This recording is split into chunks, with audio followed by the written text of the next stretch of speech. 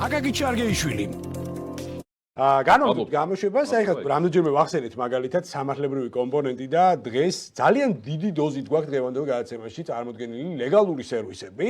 ძალიან კომპეტენტური სტუმრები გვყავს ამ კუთხით და პირველი სტუმარი ჩვენი იქნება ბატონი აკაკი ჩარგეიშვილი, ბიზნეს სამართლის სპეციალისტი და მასთან ერთად მიმოვიხილავთ ქვეყანაში არსებულ სამართლებრივ ეკოსისტემას, ძირითად გამოწვევებს, ძირითად ასპექტებს და იმ მიმართულებებს, რაც არის განსავითარებელი ზოგადად სამართლებრივ ეკოსისტემაში. დღეს ვისაუბრებთ ბიზნეს დავებზე, ლეგალურ სერვისებზე და ასე შემდეგ და ასე შემდეგ. ბატონ აკაკი ჩარგეიშვილს მივესალმები, ძალიან დიდი მადლობა თქვენი დროისთვის და მოკლედ ესე იგი ჩვენ ძალიან ხშირად გვიწევს ხოლმე საუბარი როგორც პრივატულად, ასევე პირდაპირ ეთერში რა თქმა უნდა იმ გამოწვევებზე, რაც არის ბიზნეს დავების ჭრილში. დღეს ჩვენს ქვეყანაში. ნუ ეხლა ზოგადად ჩვენ ამაზე არაერთხელ გვისაუბრია, რომ მაგალითად ცალკეული ინფრასტრუქტურა, მაგალითად იგივე არბიტრაჟი არსებობს ჩვენს ქვეყანაში, მაგრამ არ არის ისეთ აქტიურ დონეზე გამოყენებული, აი ეს კოლეგიების სპექტრი, რომ მაგალითად დროში და ვადებში, კონკრეტულ ვადებში იყოს გადაჭრილი ბიზნეს დავები, ასევე მოსამართლეთა კვალიფიკაცია არის ძალიან დიდი პრობლემა, როდესაც ბიზნეს დავების სპექტრი და რაოდენობა არის ძალიან დიდი და მოსამართლეთა რაოდენობა არის მცირე, ხოლო იმ მოსამართლეთა რაოდენობა, რომლებიც ბიზნეს მიმართულებებში ერკვევიან კიდევ უფრო მცირე. აქედან გამომდინარე, საბოლოო ჯამში ვიღებთ ძალიან დიდ პრობლემატურ ინფრასტრუქტურას, რაც ზოგადად ართულებს ცალკეული მიმართულებების განვითარებას. როგორია თქვენი კომპეტენტური მოსაზრება ამ მიმართულებით და სად ხედავთ კონკრეტულად გამოსავლის გზებს? პირველ რიგში მადლობა მოწვევისთვის, გილოცავთ ახალ სტუდიას პირველად ვარ. დიდი მადლობა. საინტერესოა, დარწმუნებულია, რომ დიდად მოიხიბლება კიდევ ბევრი, იმიტომ რომ პრობლემები იმდენად არის დაგროვებული, რომ ძირითადად სულ რაღაც პოლიტიკურ ასპექტებში ხდება, სატელევიზიო იქნება თუ ასე შემდეგ განხილვა და პრობლემის დანახვა, მაგრამ საქმეს რაც უკავშირდება და კაპიტალს, მე ვფიქრობ ეს სტუდია კარგ, ასე ვთქვათ, კარებს გაუღებს ამ პრობლემების რეგულირებას. რაც შეეხება საკითხს, მოდით შევეცდები, რომ საფუძველი რატო გვაქვს პრობლემური მდგომარეობა, ხო, ის რომ არ გამოსწორდა, დავიღლებით ამით საუბრით და რაღაც ერთი თუ გამოსწორდა, შეიძლება ეს დამაწყნარებელი არ იყოს, მაგრამ რაღაც მიმანელებელი იყოს სიტუაციის. საქმე იმაშია, რომ თქვენ ახსენეთ და აბსოლუტურად ობიექტურად მოსამართლეებთან დაკავშირებული საკითხი, თავად იურისტებთან დაკავშირებული საკითხი, ასე შემდეგ და არაჩვეულებრივი იყო, მე ვფიქრობ, ეს შესავალი გამოვიყენოთ ეხა 5G-სთან დაკავშირებული საკითხები, იმიტომ რომ ძალიან მნიშვნელოვანი არის ჩვენი ქვეყნისთვის, სოფლიო განვითარება, ნუ ასე შემდეგ, ხო?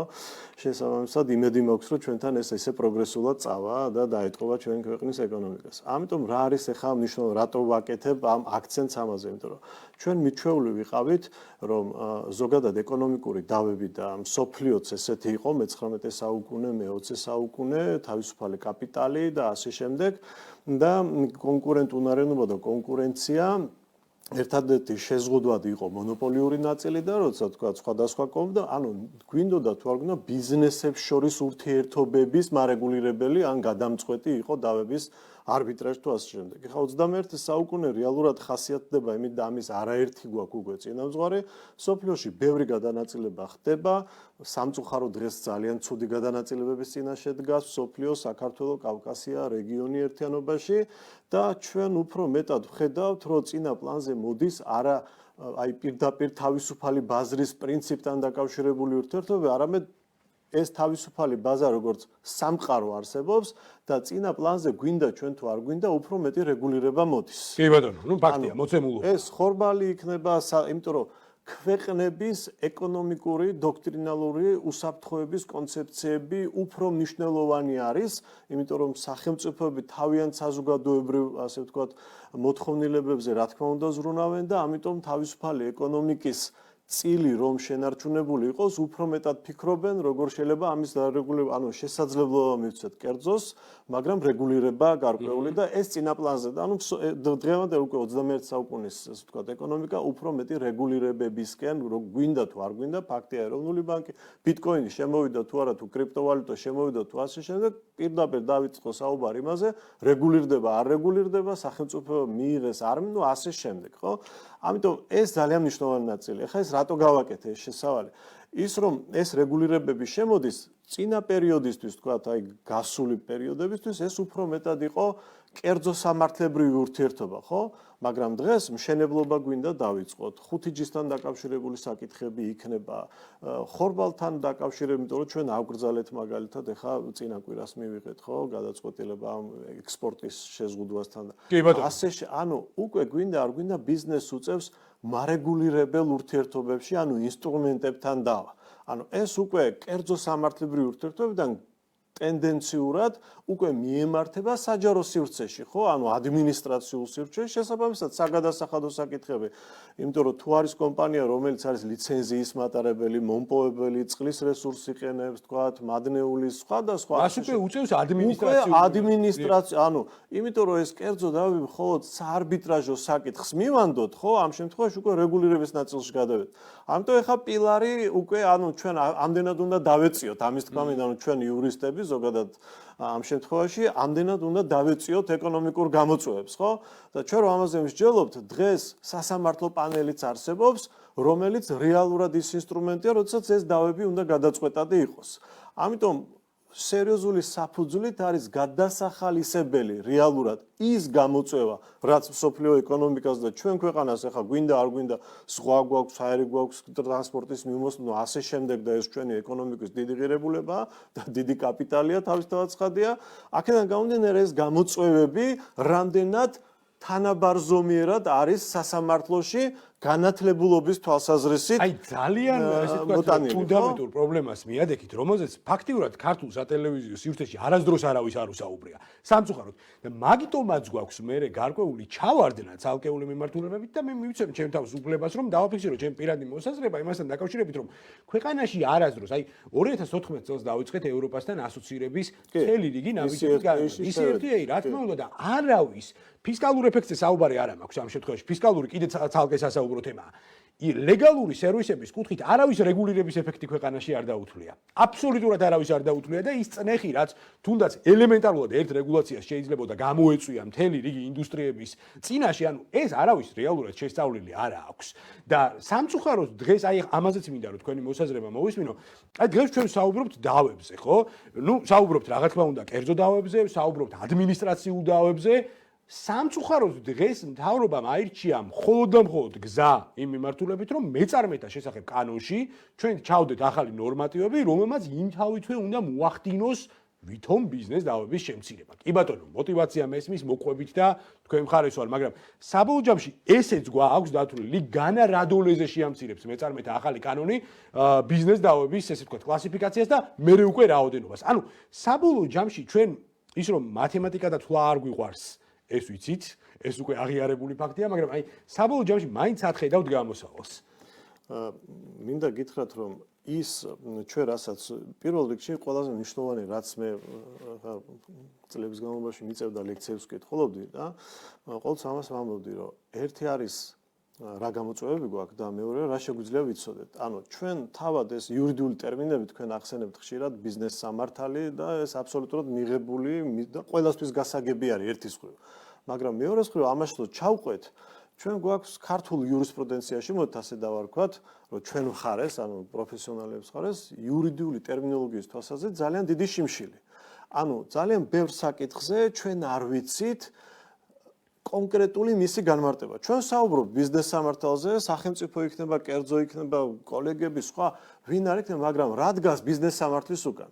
ბიზნეს სამართლის უკან დღეს საქართველოში და ზოგადად სოფლიოში უკვე აღარ დგას მხოლოდ და მხოლოდ ბიზნესებს შორის ურთიერთობა. კი, B2B ეგრეთ წოდებული. დიახ, აღარ დგას. აი ეს არის მთელი პრობლემა. ამიტომ მეწარმეთა შესახებ კანონი არეგულირებს შიდა კორპორატიული ან პარალელურად კონკურენციაში მყოფი და პარტნიორებისა და ბენეფიციარი, ну ასე შემდეგ, ხო? ანუ დომინანტი აქციონერის, მინორიტარის, მაგრამ ის რაც ბიზნეს სამართლებრივ საკითხებს შეეხება, ეს არ არის მხოლოდ მეწარმეთა კანონი.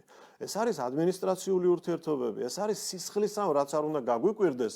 დიდი წილი დღეს ეკონომიკური ურთიერთობებისა რაც არის, რა თქმა უნდა, მოდის კერძო სამართლებრივ ურთიერთობებზე, ეს იპოთეკები იქნება, წილების, პარტნიორების დავებით, ვასშემ, მაგრამ ამის შემდეგ საგადასახადო ურთიერთობებში გადავდივართ. სალიცენზიო ურთიერთობები, პირდაპირ ადმინისტრაციულია, ჯარიმების სახე იქნება რეგულირებული, ვთქვათ, მოშენებებთან ასე შემდეგ და ყველაზე მნიშვნელოვანი რაც არის სისხლის სამართლებრივი, იმიტომ რომ თაღლითობები იქნება სიმრავლე და თაღლითობა ეს არ არის მხოლოდ ქუჩაში ვიღაცისთვის გამორთმეული ფულის შედეგად ოქროს გადაცვლის რაღაც ოპერაცია, ხო? თაღლითობებია უკვე ეგრეთ წოდებული თეთრი საყელო მოგიხსენებათ ეს გავრცელებულია და აქედან ამიტომ მოსამართლეს კორპუსი და თავად იურის ჩვენი კორპუსი რამდენად ვართ ამიტომ ეს არის ბიზნეს სამართალი რეალობაში დღეს ჩვენთვის.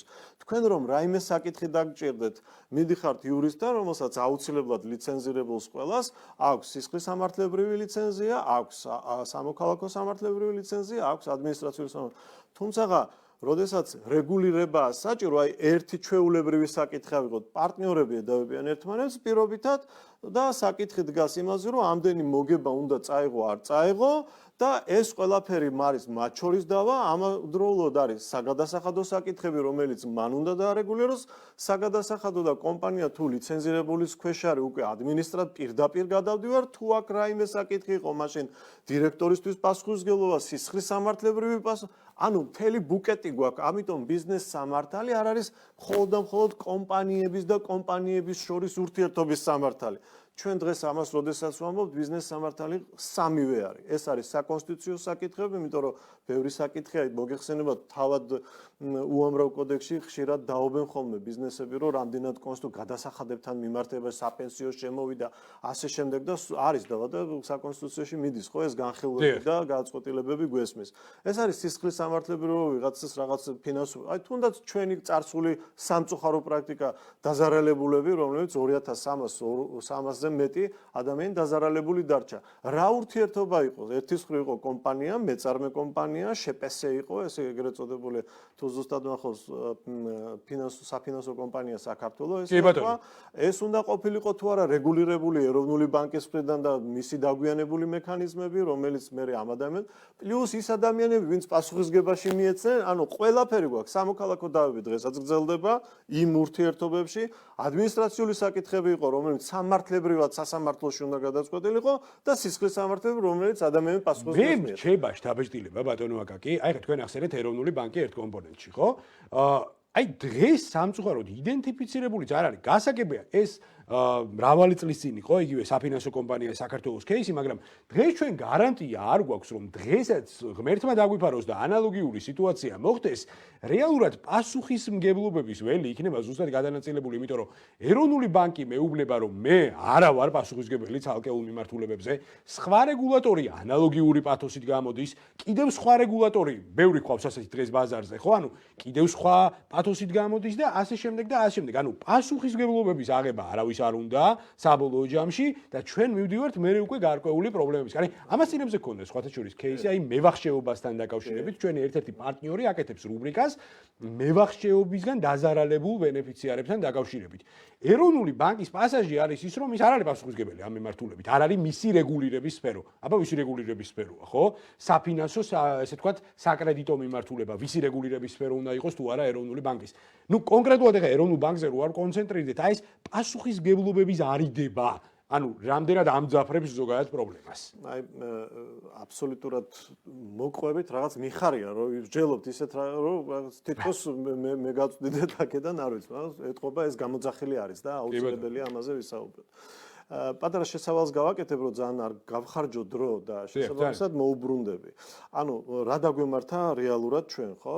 ეს სისხლის, ანუ რაც ვისაუბრეთ ახლა პასუხისმგებლობებზე და ბიზნეს სამართალზე და რას მოიცავს ის ერთიანობაში, რეალურად გამოგვივიდა ჩვენ იმ წარსული ცუდი შედეგიდან გამომდინარე. მე ყოველთვის ამას ვითხოვდი, გახსოვთ თქვენ გადაცემები იქნებოდა, პარლამენტის ტრიბუნაზე ლობისტადაც ვიყავი და იმიტომ რომ ეს აუცილებელი იყო, რომ პრობლემამ არ უნდა გადაიაროს, როდესაც გამოძახილი არის, არ უნდა გადაიაროს ერთი ადამიანის, ასე ვთქვათ, მხრებზე და კისერზე.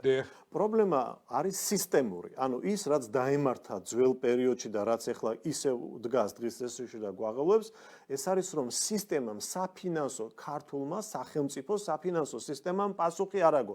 აქ არ არის აუცილებელი მაინდავა ეს ვიღაცის კონკრეტული ადამიანის დასჯაზე, მაგრამ უწყებრივი პასუხისმგებლობები არ დადგა. უწყებრივი პასუხისმგებლობები არ დადგა სამწუხაროდ ჩვენი ხა ჩვენი გამოცდილებიდან რაც გავიარეთ ეს გახსოვთ აჭი, ოქროსტასი, მახარე, უამრავი სხვადასხვა საწმისებს, სხვადასხვა კომპანიები იყო, რომლებიც ისე გაკოტრდნენ და ადამიანების შეჭურებული ხალხის რაღაც დანაზოგი რო რაღაცით თავი ერჩინათ იქ იმედად იმისა რომ აქედა რაღაც პროცენტი და რაღაც მოხდებოდა და ის გამეორდა, ხო? აი ამ ზუსტად 4-5 და ასე შემდეგ წლის უკან და გვეშინია ისევ შემდეგი არ მოხდეს. ანუ არ მოხდა სისტემაში უწყებრივი პასუხისგებლობა და საპარლამენტო კომისია როდესაც შეიქმნა ჯგუფი, სწორედ ეს იყო ჩემი მიზანი და ეს უნდა წასულიყო, რომ უწყებრივი პასუხისგებლობა სამწუხაროდ ეხა ერთი ადამიანისთვის ჩემთვისაც ძალიან რთული იყო ყველა კაბინეტში ამის გატანა და მე დანახვადობა და აღქმადობა ცოტა რთულია, იმიტომ რომ ადამიანი რომელიც ეკონომისტია, თქვა ფინანსური კუთხით არ არის განათლებული იურიდიული ძნელია მისთვის ამ საკითხებზე, ჩარჩოებზე ისაუბრო და გაჭირდა. ეს პატარა შესავალი იყო. ეხლა რაც შეეხება კონკრეტულად ეროვნული ბანკისკენ, ემაზე შეიძლება ერთი გადაცემის რაღაც ფორმატით ცალკე ვისაუბროთ ამაზე. დიდი სიამოვნებით. მე შევეცდები ძალიან მოკლედ გითხრათ. აი უყურეთ რა ხდება. რეალურად არის გამოწვევები და მე ვახსენეთ და თქვენც ამას ბრძანებთ, რომ ამ გამოწვევების მიმართ თუ ვართ მზად. ეს გამოწვევა არ არის მხოლოდ ბანკი. ანუ ეკონომიკას მხოლოდ ბანკი არ ჭირდება. ეკონომიკას კიდევ სხვა რესურსული დონაციები ჭირდება. ეს სხვა რესურსული დონაციები არის ესე ვთქვათ ალტერნატიული ბაზარი. ანუ ფინანსურ ბაზარს დღეს საქართველოში აქვს მხოლოდ და მხოლოდ მარეგულირებელი და დონორი ერთადერთი კომერციული ბანკი და კომერციული რომელიც ლობირებს ბანკს ეს ლოგიკურიც არის ხა პრინციპი. ამ დროს ჩვენ გვაქვს გამოწვევა, იმიტომ რომ მე ყოველთვის არ მინდა რომ ბანკში წავიდე, იმიტომ რომ ეს ბიზნესი მაქვს, სოფლად ვარ, რაღაც განვითარებაზე პატარა ბასეინის მიმატება, ანუ არის ეს ტურისტული იქნება თუ სხვა თუ აგრარული სექტორში, ამიტომ მე მაქვს იმის შესაძლებლობა, რომ არ უნდა მქონდეს ბოდიში, რომ ალტერნატიულ ბაზარზე რაღაც დონაცია მოვახდინო.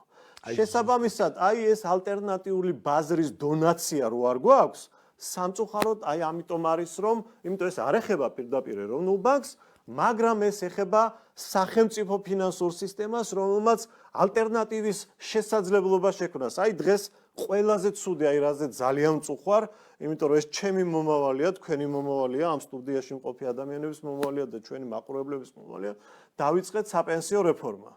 აი პირველი დღიდანვე, როდესაც ჩვენი ქვეყანა იქნებოდა დამოუკიდებელი საქართველო იქნებოდა, პირველი ჩემთვის რაც ყველაზე მნიშვნელოვანი იყო, რომ აი ეს ევროპულ პენსიას რო დავეციოთ, რომ აუცილებლად უზრუნველყოფილი ვიყოთ იმ სოციალური პაკეტით, რაც შემდგომში ჩვენს მოხუცებულობას და ასე შემდეგ განსაზღვრავს ღირსეულს, ხო?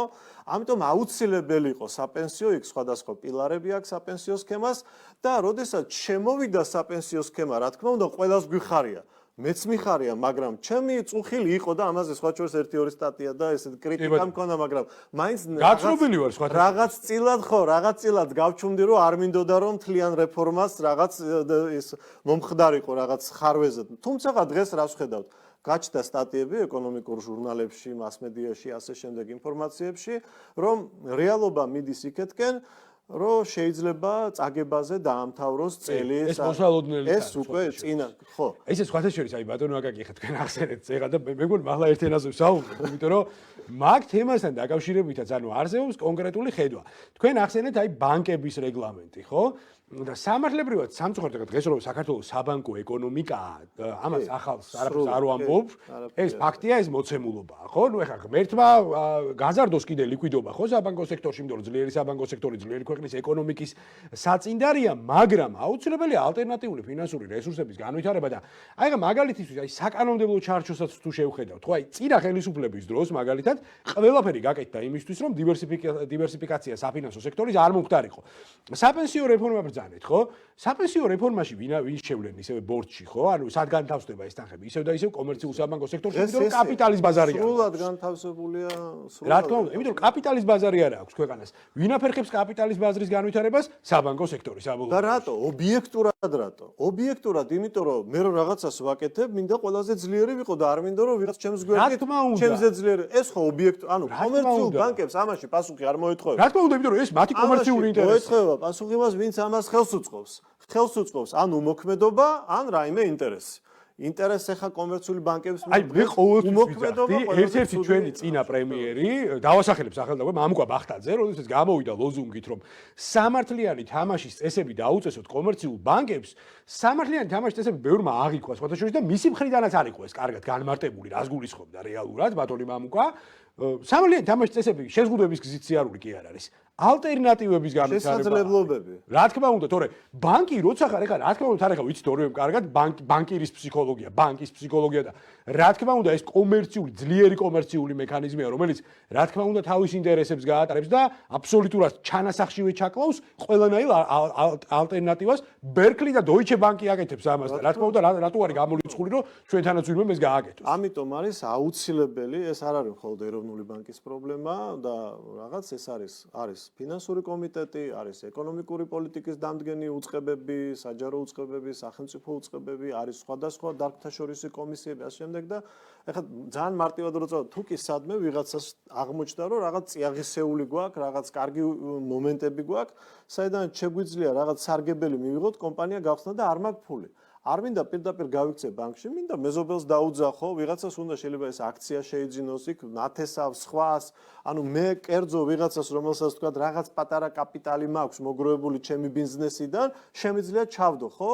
მივეხმარო და ეს მისთვისაც მისაღებია დონაცია მიიღოს, ვიცი ვენდობი იმ ადამიანს და შესაბამისად განვითარება აქვს და არ დაჭირდება თქვა ლომბარდები, რაღაც იპოთეკები, სახლის და ყველაფრის დატვირთვა და ასე შემდეგ რომ მე ერთი ის არის რომ არ აფეთქდეს და რაღაც ამ კრედიტს რა გადაიხდის და რაღაც ესეთი ამბავი, ხო? აი ეს არის რეალობა. ბატონო აკაკი, ჩემთვის აი ყოველთვის დიდი პატივია თქვენი მასპინძლობა და ძალიან საინტერესოა ხოლმე თქვენთან საუბარი. მე იმედი მაქვს რომ ჩვენი გადაცემის სტუმარი კიდევ არაერთხელ იქნებით, მიუხედავად იმისა, რომ უბრალოდ იმ დათქმით, რომ ჩვენ დიალოგში ძალიან ბევრი მნიშვნელოვანი თემა გამოიკვეთა, რომელსაც დამატებითი აქცენტირება ჭირდება და მომავალ კვირაში მე პირობას გაძლევთ, რომ კიდე არაერთხელ გავშლით სხვადასხვა მნიშვნელოვან თემას. სიამოვნებით. მადლობა თქვენ საინტერესო საუბრისთვის, ბიზნეს სამართლის სპეციალისტი